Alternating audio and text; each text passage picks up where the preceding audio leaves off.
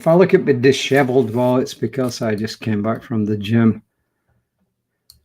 And working out is good for you, but sometimes it leaves me all sweaty. And anyway, there we are. Today's reading is called A Definite Principle.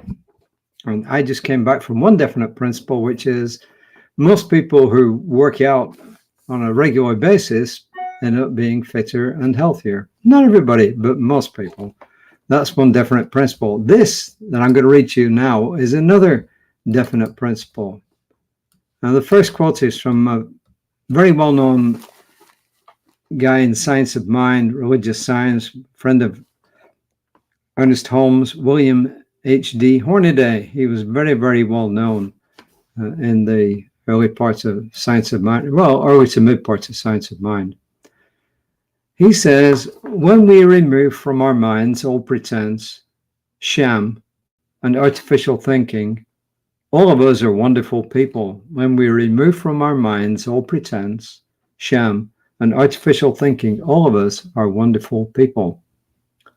And this is Ernest Holmes. It's from a publication called Living Without Fear. It's actually published a couple of years after he passed away. It was published in 1962, and it's on page 29 of that particular volume. He says, it so happens, or the universe is so organized, that it's quite impossible to arouse the highest emotions and the most creative ones without using the highest ideals. So the highest ideals are necessary in order to produce the highest emotions, the good emotions, right? And the creative ones.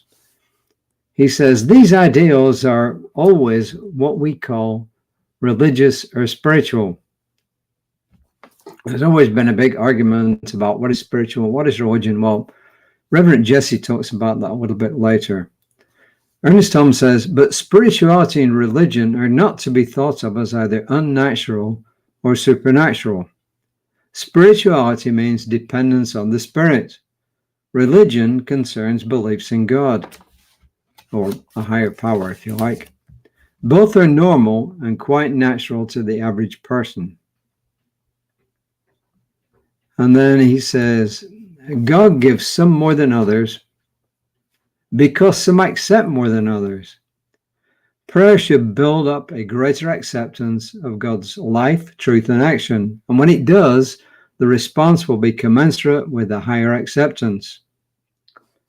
He says, when the whole emotion is aroused and the mental acceptance is complete, the answer will be certain.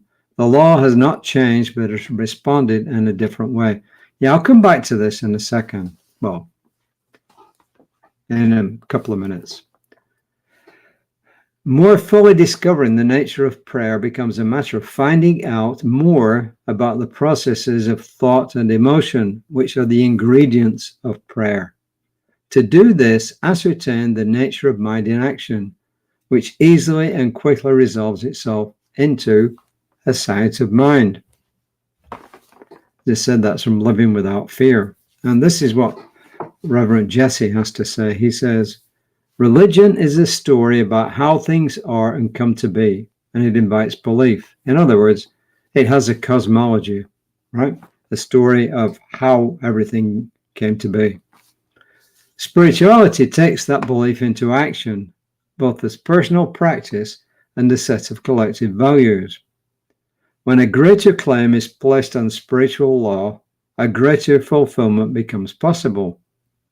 Finding out more about the processes of thought and emotion, which is another way of saying we expand our self-awareness.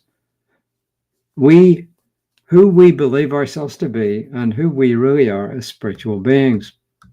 So going back to Ernest Holmes, where he says, when the whole emotion is aroused and the mental acceptance is complete, the answer will be certain. He's talking there about what we call affirmative prayer or spiritual mind treatment, which says that when we have a thought and we wrap it with emotion and we release it, then that is our belief being released into a divine law, a universal law, which actually brings about the fulfillment. That is exactly what he's saying. And he said earlier about the emotions, and what he was saying there was that the stronger the emotion, in other words, the stronger the belief, the sooner things will come to pass. And that really is what this is all about.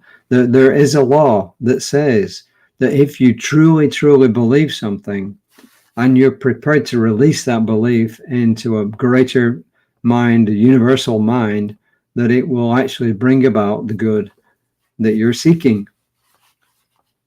But it's no good doing that and then starting to have doubts immediately afterwards.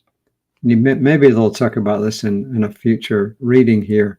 But the thing is, and Ernest Holmes talks about it, that if you have this belief and you are so certain about it and you release it for the divine mind to work, and then later on you start saying, well, I wonder if it's really going to happen.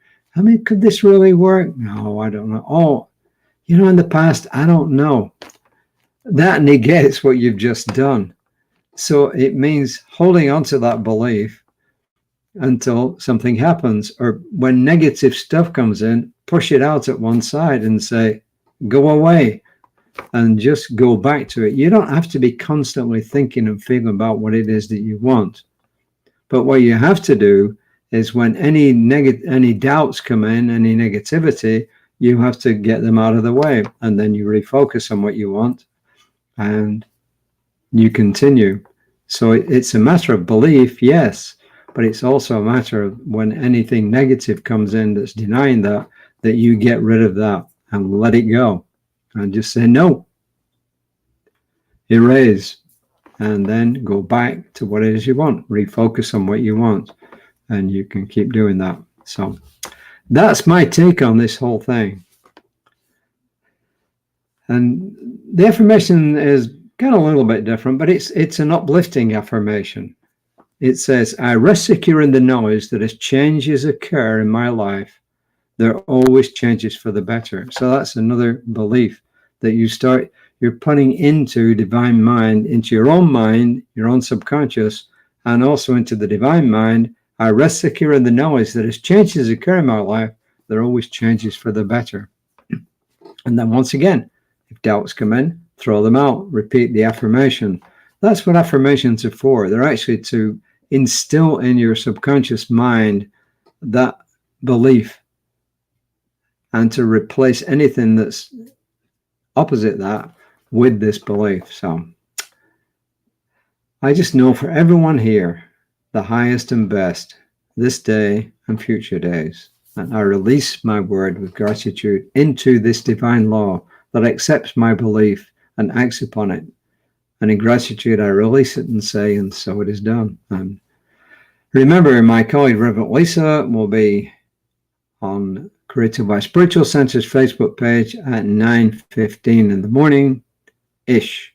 I'll be back at 5 o'clock-ish tomorrow evening. So please have a great rest of the day. And until next time, namaste.